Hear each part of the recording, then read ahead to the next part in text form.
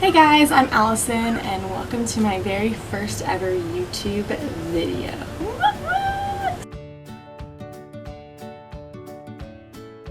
So today we're going to get started with a simple core workout. We have 6 exercises and they are all very low stress, so if you have any lower back problems or anything like that, these should be really great for that, so go ahead and give these a try.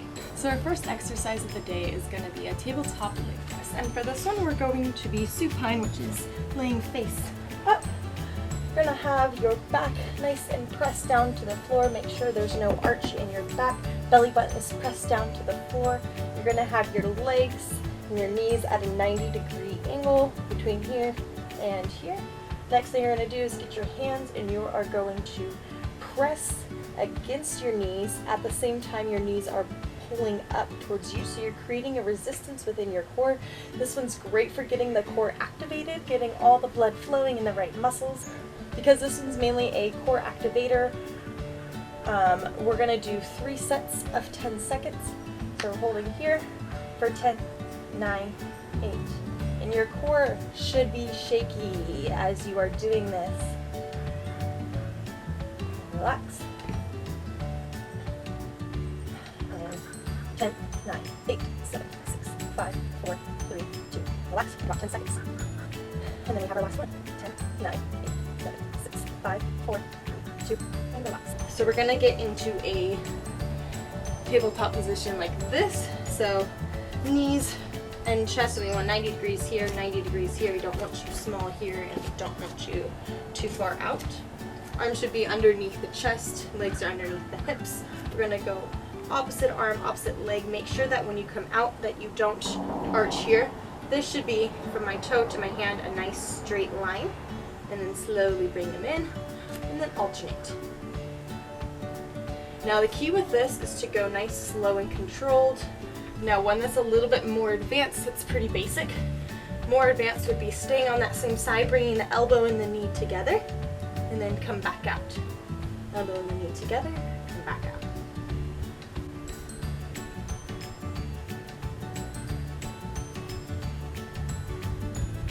This is really challenging your balance and your stability. I'm going to get 2 more, so it'll be 10 on each side.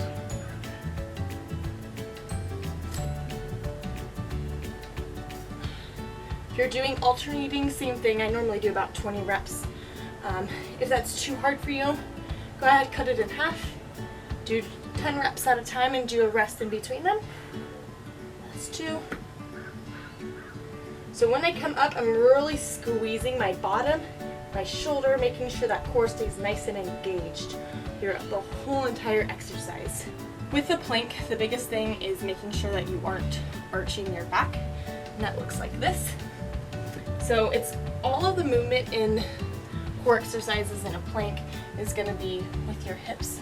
Your hips, your pelvis is an anterior pelvic tilt, meaning the top of your pelvis is anteriorly tilted. You're going to have a big arch in your back. A lot of pressure is going to fill up right here.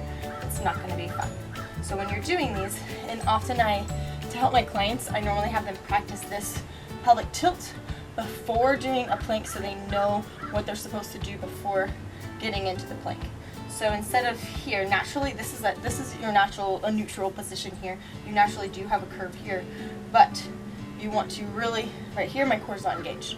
So if I pull my core in and pull my tailbone down to the floor, making sure this is nice and straight, I have a lot of really good core engagement here. So for the plank, the basic plank is going to be on the palms.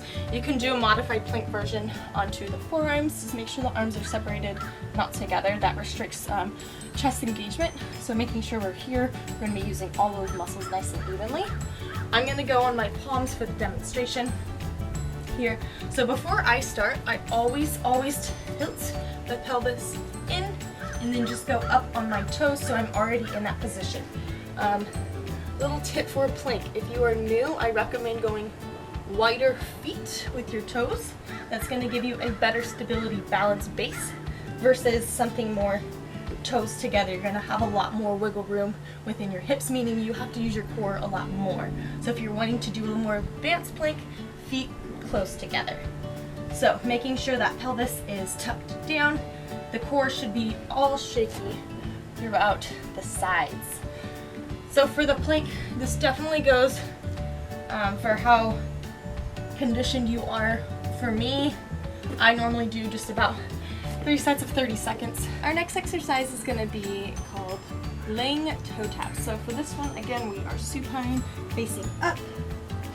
Make sure that spine is nice and flat on the floor. Knees are coming back up to that 90-degree spot. Hands are going to be to the side. And you're going to tap each one of your toes nice and close to your bottom, and then pull it right up. Tap, pull up.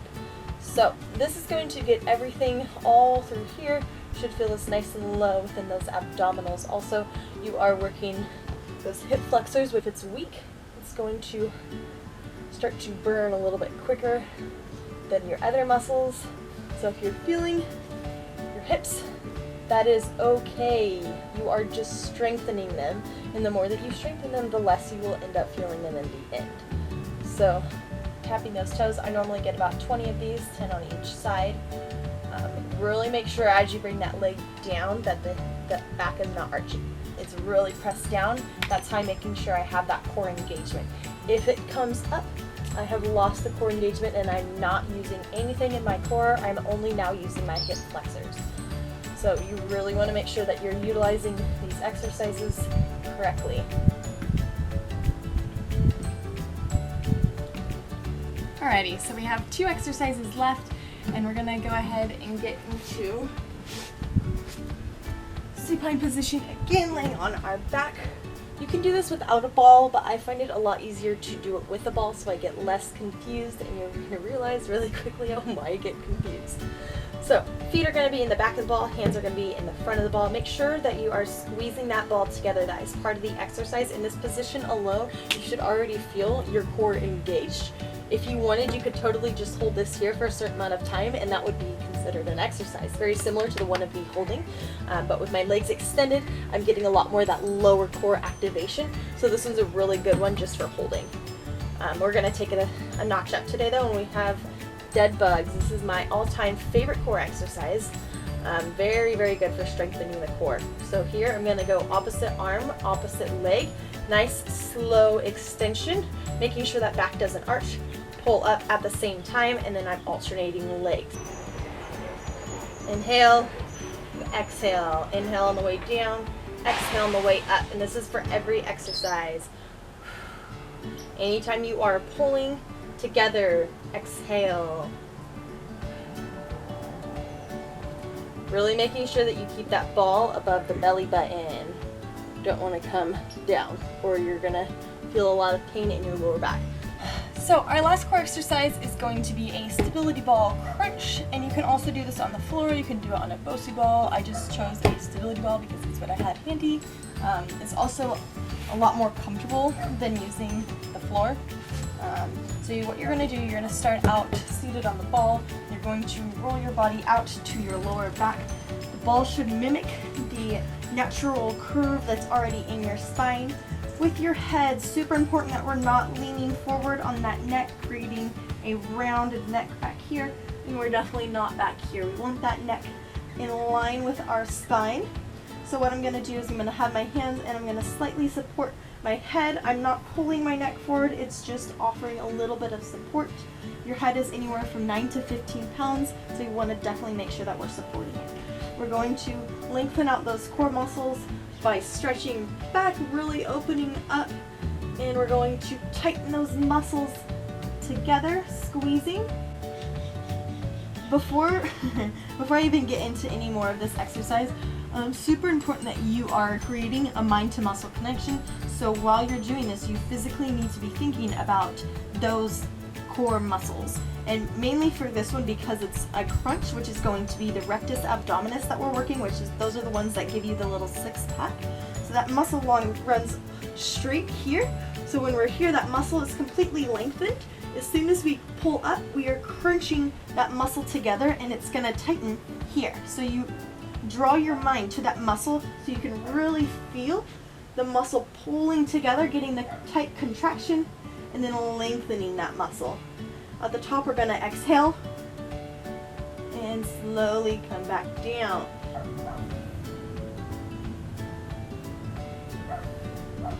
All right.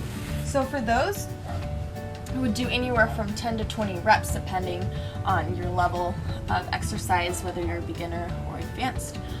That's going to wrap it up for today's core exercise. Thank you for watching the video.